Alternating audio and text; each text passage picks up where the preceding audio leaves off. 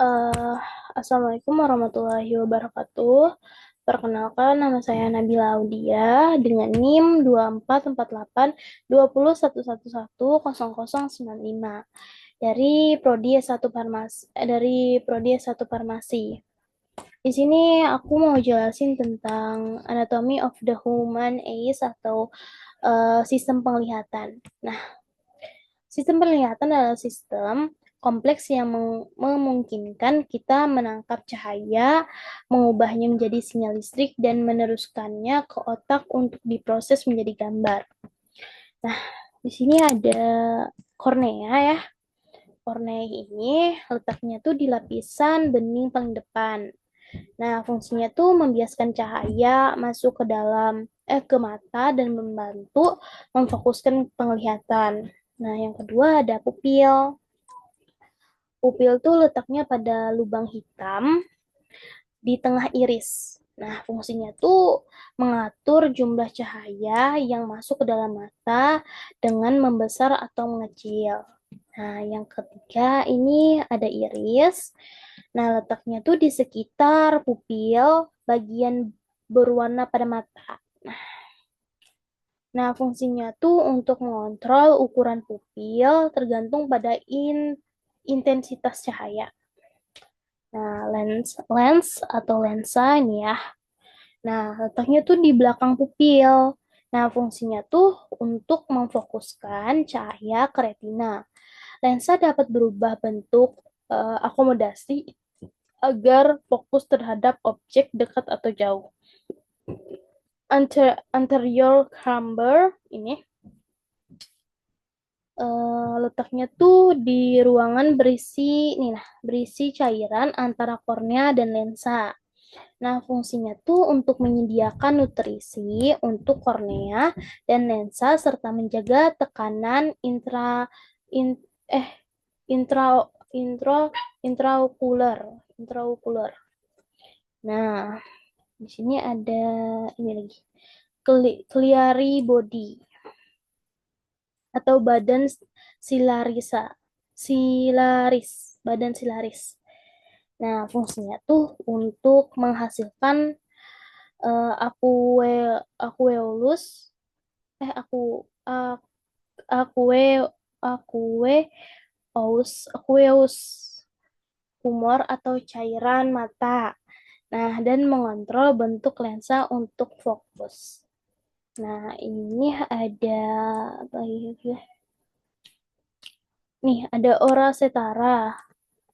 Nah, ora setara tuh letaknya pada batas anterior retina. eh Fungsinya tuh untuk peralihan dari retina ke epitel non fotosensitif.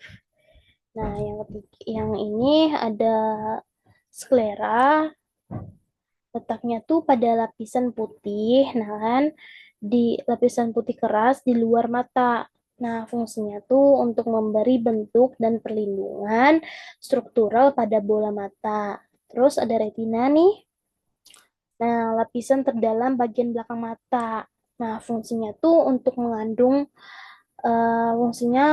mengandung sel fotoreseptor, batang dan kerucut yang menangkap cahaya dan mengubah menjadi impuls listrik. Nah, ada makula ini. Letaknya tuh pada area kecil di tengah retina. Nah, fungsinya tuh untuk bertanggung jawab terhadap penglihatan pusat dan detail tinggi. Misalnya ketika kita membaca. Nah, ada vitreous atau vitreous humor. Yang ini, nah, letaknya tuh dia tuh mengisi ruang antara lensa dan retina. Nah, fungsinya tuh untuk menjaga bentuk bola mata dan meneruskan cahaya ke retina. Nah, ada optic nerve. Nah, ini optic nerve itu atau saraf optik ya. Fungsinya tuh untuk mengirim sinyal visual dari retina ke otak. Nah, ini ada arteria atau vein atau arteri atau vena ya. Nah, fungsinya tuh untuk memasok oksigen dan nutrisi ke retina serta membawa limbah keluar. Nah, yang terakhir ini ada ini rectus medialis. Nah, menggerakkan mata ke arah medial, ke arah hidung. Nah, itu. Nah, jadi fungsi proses penglihatan kita tuh dari ini kan cahaya masuk, terus melalui kornea kan. Nah, melalui kornea dia terus ke terus dia ke pupil, terus ke lensa. Nah, lensa tuh untuk memfokuskan cahaya ke retina. Nah, retina ini ya. Nih. Terus retina mengandung sel fotoreseptor atau batang untuk cahaya redup dan kerucut untuk warna dan detailnya. Nah, sel fotoreseptor tadi mengubah cahaya menjadi impuls listrik. Lalu impuls dikirim melalui saraf optik. Nah, saraf optik ini tadi eh, ke otak, lobus occipitalis. Nah, terus otak menerjemah sinyal menjadi gambar yang kita lihat. Nah, habis itu yang beberapa yang aku tahu kayak penyakit penyakit penyakit mata ya, atau masalah pada mata itu seperti yang pertama tuh katarak. Nah, katarak tuh awal mulanya tuh prosesnya tuh alami oleh penuaan. Nah, penyebabnya tuh karena protein-protein di dalam lensa mata menggumpal dan membentuk endapan sehingga lensa menjadi keruh gitu. Nah, Pak paparan sinar UV, merokok, diabetes dan penggunaan steroid tuh mempercepat proses itu. Nah, jadi dampaknya tuh cahaya tuh tidak dapat melewati lensa dengan sempurna. Nah, menyebabkan penglihatan kabur, silau, dan pada kontras warna penurunannya. Nah, terus kedua, yang sering terjadi tuh kayak rabun jauh atau miopia ya.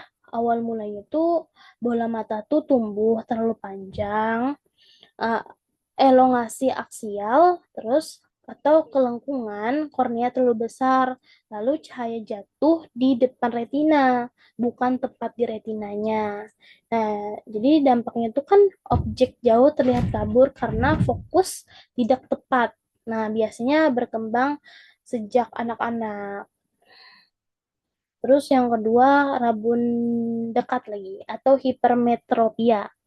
Nah, awal mulanya tuh bola mata terlalu pendek atau kornea terlalu datar.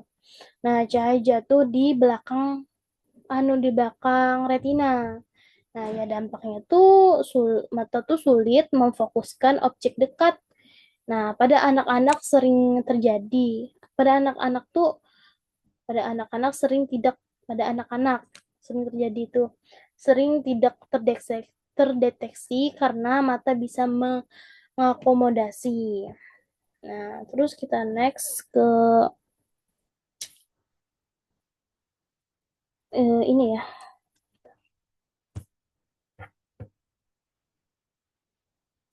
ini ke telinga.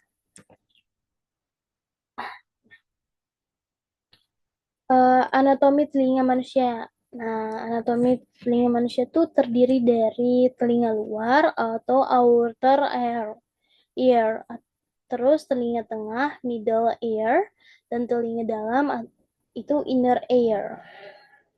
Nah, telinga luar outer ear tuh fungsi utamanya tuh menangkap gelombang suara dan menyalurkan ke dalam. Tuh iya tuh ada Felix, habis itu Skapha ini, habis itu ada Tringal fossa, terus ada Concha ini, habis itu ada auricular lobia ini, Anhelix juga. Nah, itu telinga bagian luar. Nah, itu tuh struktur tulang tawan yang membentuk daun telinga yang berfungsi untuk menangkap suara dari lingkungan sekitar. Nah, habis itu ada external auditory atau motor air canal. Nih, nah ini ya, ini dalam eh, saluran yang membawa gelombang suara ke membran timpani mengandung kelenjar serumen atau penghasil kotoran telinga.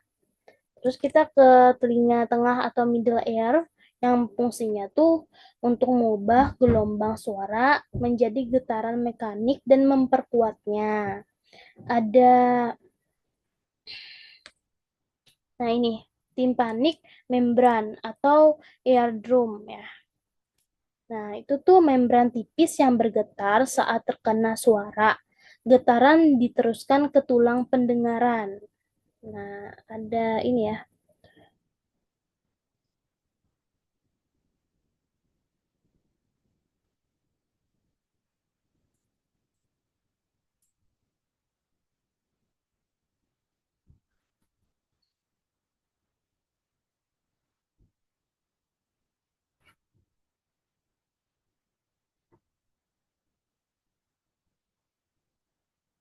Nah, itu tuh ada ossicles, nih ada mealus, ada incus nih, sama stapes. Nah, nih, yang tiga ini, itu tuh mealus itu martil, terus incus itu landasan, nah stapes tuh sanggurdin. Nah, tiga tulang kecil tuh yang menghantarkan dan memperkuat getaran suara dari gendang telinga ke jendela oval telinga dalam. Terus ada ini kan, ini nih, Eustachian Eustachian tube, tube. Saluran ke bagian belakang hidung dan tenggorokan berfungsi menyeimbangkan tekanan antara telinga, tengah, dan luar. Nah, terus kita ke telinga dalam, inner ear. Nah, ada cochlea, cochlea. Ini ya. Nih, strukturnya tuh berbentuk spiral berisi cairan dan sel rambut sensorik mengubah getaran menjadi sinyal listrik impuls saraf dikirim ke otak via cochlear nerve. Nah, ini cochlear nerve. Nah, terus ada ini kan seminar nih, semicircular canals. Nah, struktur berbentuk setengah lingkaran yang mengandung cairan, yaitu mendeteksi rotasi kepala, bagian dari sistem keseimbangan. Nah, terus ini ada ini vestibular nerve. Nah, itu tuh mengirim sinyal tentang keseimbangan dari telinga dalam otak. Terus yang terakhir ada cornea nerve yang tadi itu tuh untuk mengirim sinyal suara dari koklea ke otak untuk diproses menjadi suara yang kita pahami. Nah, sudah proses pendengaran tuh dari kan kita gelombang suara ditangkap dari daun telinga tadi. Nah, udah masuk ke saluran telinga kan. Nah, getaran mengenai gendang telinga, membran timpani tadi. Terus tulang-tulang osikel memperkuat getaran, dikirim ke koklea. Nah, dikirim ke koklea sini. Terus koklea mengubah getaran menjadi sinyal listrik. Terus sinyal-sinyal itu dikirim ke otak melalui N cochlearis. Nah, diinterpretasi menjadi suara. Aku mau kasih contoh beberapa penyakit atau ini sih gangguannya seperti ini. Ada tuli konduktif. Nah, awal mulanya tuh gangguan dalam dalam penghantaran suara ke telinga dalam. Biasanya karena kotoran telinga. Habis itu otitis media atau kerusakan tulang pendengaran. Gejalanya tuh penurunan pendengaran, suara terdengar dan suara terdengar pelan. Nah, dampaknya tuh getaran suara tuh tidak tidak getaran suara tuh tidak sampai ke koklea gitu. Nah, terus ada tuli sensori neural. Nah, awal mulanya tuh penyakit itu tuh dari kerusakan pada koklea atau saraf pendengaran. Nah, biasanya karena usia, paparan suara terlalu keras, infeksi virus atau faktor genetik. Nah, gejalanya tuh pendengaran berkurang, suaranya tuh terdengar tidak jelas, kesulitan memahami pembicaraan. Nah, terus kita ke ini aja ya, langsung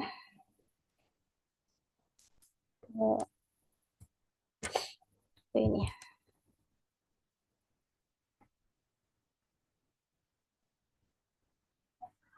Ini anatomi kulit manusia. Salah satu organ terbesar dan paling kompleks dalam tubuh. Kulit memiliki tiga lapisan utama, epidermis, terus ada dermis dan hipodermis.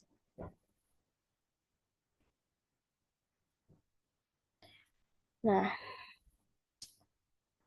epidermis atau lapisan luar itu terdiri dari ini, nah, pore ini, nah, pore itu lubang kecil tempat keluarnya keringat dan sebum, minyak.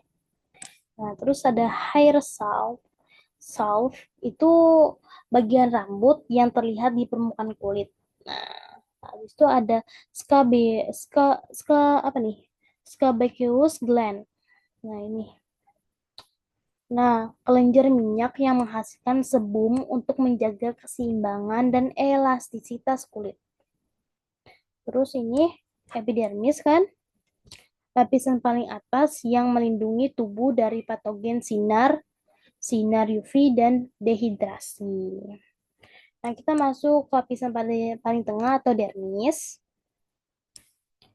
Itu ada nih, derma papilia yang ini. Nah, struktur bergelombang yang meningkatkan bergelombangnya yang meningkatkan permukaan kontak antara dermis dan epidermis. Nah, habis itu yang kedua ada ini nih, yang ini Meissner's corpuscle, reseptor untuk sentuhan halus dan getaran rendah.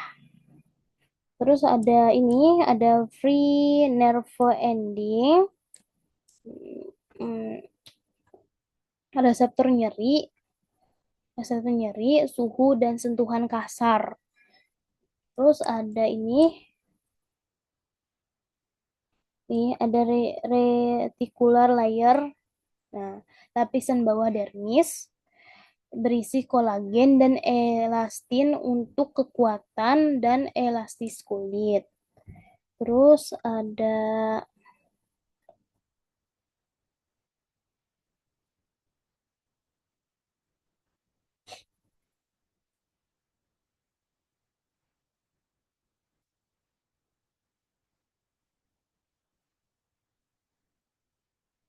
ini ada ini erector pili muscle. Nah, ini tuh otot kecil yang menyebabkan bulu berdiri atau merinding saat dingin atau takut. Nah, terus ada hair follicle ini dan hair rod. Nah, yang ini tadi hair follicle dan hair rod ini struktur tempat tumbuhnya rambut. Tumbuhnya rambut.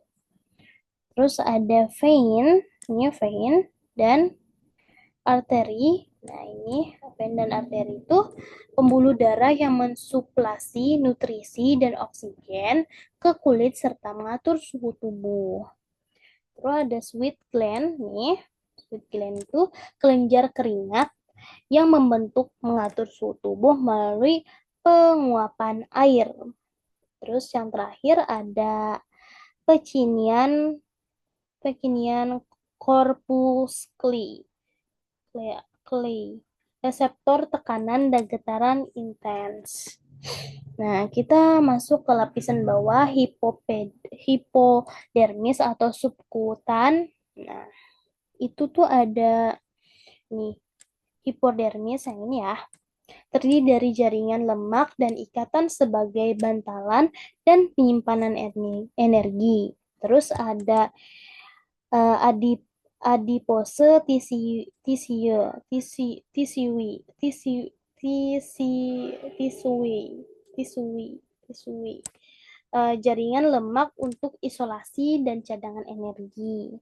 Terus ada ini sensori nerve fibre, serabut saraf yang menghantarkan rangsang sensorik, nyeri, suhu, tekanan.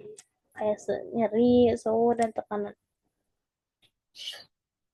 Nah, untuk fungsi utama kulit itu untuk melindungi dari cedera fisik, kimia, dan mikroba. Terus yang kedua, pengaturan suhu tubuh. Nah, melalui keringat dan vasodilatasi atau vasokonstriksi. Terus ada ekstraksi, pengeluaran limbah melalui keringat. Itu produksi vitamin D dengan bantuan sinar matahari. Terus penerimaan rangsang sensorik yaitu seperti nyeri, sentuhan, dan tekanan. Dan penyimpanan cadangan lemak. Nah, ada beberapa penyakit ya. Kulit pada umumnya tuh kayak jerawat atau akne. Itu penyebabnya karena penyumbatan pori-pori oleh minyak dan sel kulit mati. Terus ekstrim atau dermatitis itu tuh penyebabnya karena iritasi atau alergi. Terus infeksi jamur itu penyebab karena jamur seperti tinea. Nah, terus kanker kulit itu penyebabnya mungkin karena paparan virus dan mutasi sel. Nah, sekian penjelasan hari ini tentang kulit, telinga, dan mata. Semoga penjelasan ini sedikit bisa membantu pemahaman yang mendengarkan atau yang menonton video ini. Saya undur diri. Wassalamualaikum warahmatullahi wabarakatuh. Terima kasih.